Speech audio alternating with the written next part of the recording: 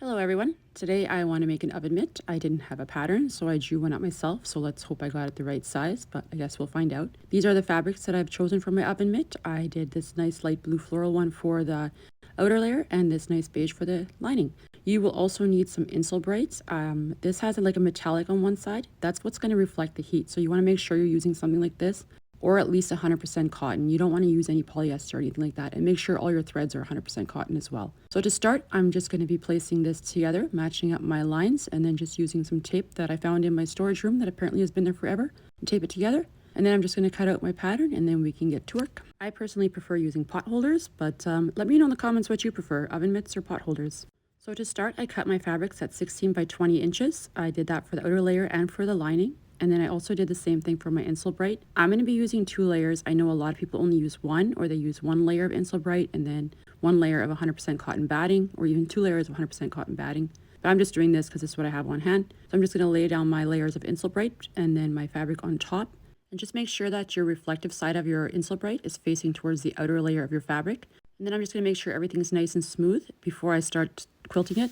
And you can use a ruler to mark your lines, but I'm just going to be using this masking tape. My masking tape is 1.5 inches wide, and I think that's a really good distance to have in between my quilting lines. So I'm just going to be placing it at an angle here. You can decide whether you want it straight or how big of an angle you want.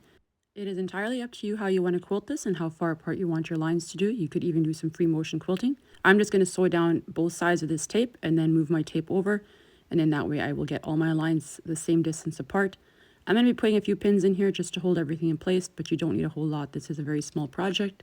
And if you have a walking foot for your machine, I would highly recommend that you put it on. It makes it a lot easier to sew through all these layers. So I'm just going to sew down the one side of this tape, and this is a slow process because it is a walking foot. And then once I get to the end, I'm just going to cut my threads, and then I'm going to turn my piece around and then just sew down the other side. I like to sew fast, so when I have my walking foot on, it is a little bit hard for me because I tend to go way too fast and I should go a lot slower. But do just take your time and go slow because your stitches do look a lot nicer. I know that when I do take my time and go slow, I do have the video sped up a little bit here, so it looks like I'm going a lot faster than I actually am. But it will look nicer if you go slow. So once I have that done, I'm just going to pull this piece of tape off. And I'm going to be reusing this piece of tape, so you don't need to take a new piece every time. There's no point in wasting that much tape. So I'm just going to pull it off, and then I'm just going to line the edge up with my stitch line there. And then that way I just have a nice guide to where my next stitch line needs to be. So I know that they will all be exactly 1.5 inches apart. Well, maybe not 100% exact, but you know what I mean. And then just to save some time, I'm going to take off another piece of tape and put it on the other side. And then that way I can just turn my piece around and sew a little bit faster. I don't always have to stop and pull off the tape every time. So yeah, I'm just going to keep repeating that. I'm going to sew down the side of this tape and then turn it around and do the other one, and then just move my tape over every time. And then once I get to the end, I'll show you what that looks like. All right, here it is. I have them all going one way, and now I want to do the crosshatch look, so I'm just going to repeat the same process all over again, just putting my tape the other way. So I'm just going to find the lines that I want to line it up with, put my tape on there, and try to make sure that my tape is as straight as I can possibly get it. It's not always 100%, but that's okay. So same thing, sew down each side, and then move your tape over and continue until you have it all done. Once it's quilted the way you want, we can trace out our little oven mitt pattern here. And I've used a heat erase pen. I've already done it. And then I just laid it down one way, and you need to make sure that these pieces are mirrored. So then I just flipped it over the other way and then traced that one on there. And then that way I can cut them out like that. I don't know if you can really see that. It doesn't really want to show up on camera, but I did trace it out. It is there. And then for the lining ones, I just took the lining fabrics that I wanted and placed it right sides together and then pinned it together so that I could just trace it out and cut it out, and then they would be exactly the same. It makes it a little bit easier. And for these, we're just going to sew partially around. We have to leave an opening on the lining right over here. That's going to be for turning it later on. And then I've also made myself a little piece that's going to be for the hanging loop. And I just took a piece of fabric 2 inches by 6 inches. I folded it in half and pressed it, and then folded the sides in and pressed it again, and then just folded it back in half again. And then I'm just going to be top stitching right close to the edge there, and then that's going to be my hanging loop for this oven mitt. All right, so I'm just going to cut out the outer layers here, and then make sure you have some sharp scissors for this because it's a lot of layers that you're cutting through, and well, it's hard on the hands. All right, and then once they are cut out, we're just going to place them right sides together, and I'm going to be using these Wonder Clips that I have. These you can find on Amazon for a pretty good price. I'll leave a link to them along with a lot of the other tools that I use in the description box below. So I'm just going to clip them together and then take them over to the sewing machine and sew it together there. I will be using a 1/4 inch seam allowance everywhere except for when I sew the outer and the lining together. There I have it at 1/2 inch. But first, while I'm at the sewing machine, I will top stitch my little hanging loop here.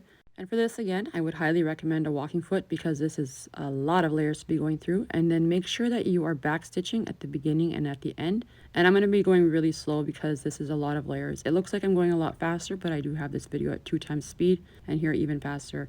When you're doing these curves, you need to be extra careful and go nice and slow to make sure that you can actually get that 1/4 inch seam. And if you do need to adjust your fabrics to get that curve, just leave your needle down and lift your presser foot and then adjust it as you need. And then I'm on to the lining. For the lining, we need to make sure that we're going to be leaving an opening on one edge. I do have mine marked so I don't forget. And I'm just going to be sewing a 1/4 inch seam allowance here as well. And when you get to that point by the thumb and the hand, just go down far enough so that when you spin it this way, you will have the 1/4 inch seam coming around that curve there as well.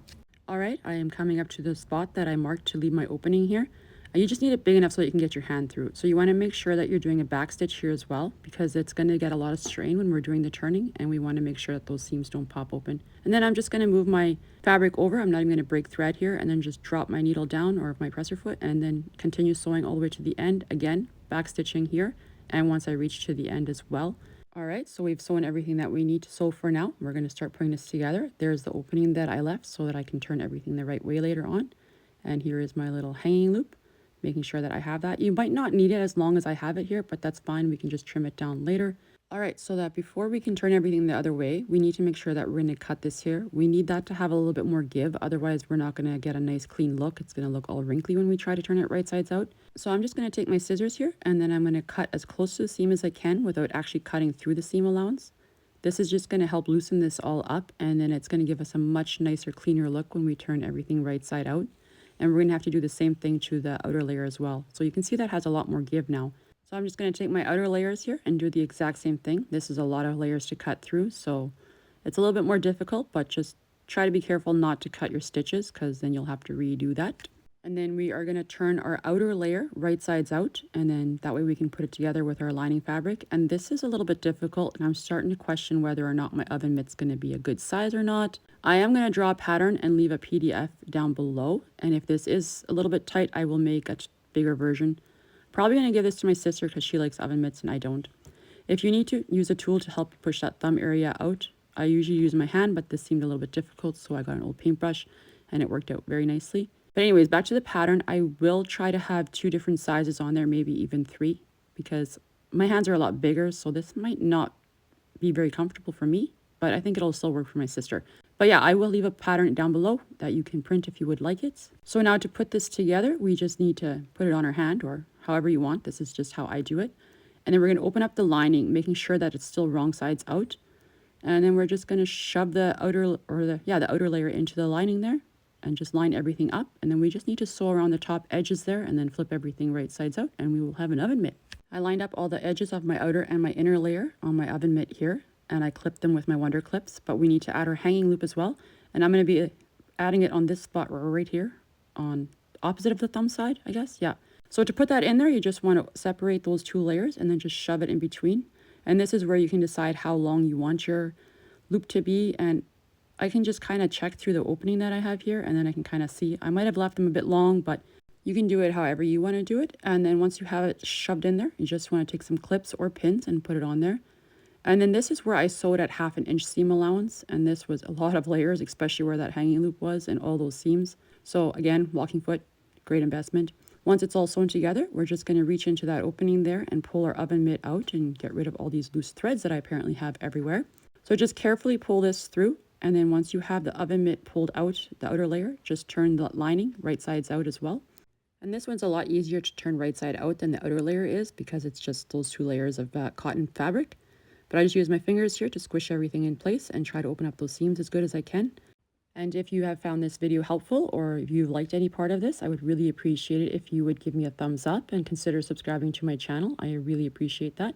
So all we have to do here now is close up this opening. You could hand stitch it or machine. I chose to machine stitch it. And now we're just going to shove that in there. And I'm just going to use my hands and my fingers to just kind of push everything to where I need it to be so that it sits nice and smoothly everywhere. I don't want too many wrinkles inside of there. And again, apparently I have threads everywhere. And here I'm just going to use my fingers and kind of roll that seam there so that it sits nicely. And then there it is. I have an oven mitt all completed, and it has a nice little hanging loop, which is always good. If you prefer pot holders like I do have a video on pot holders as well. I'll leave a link to that up on the screen. Thank you so much for stopping by and watching.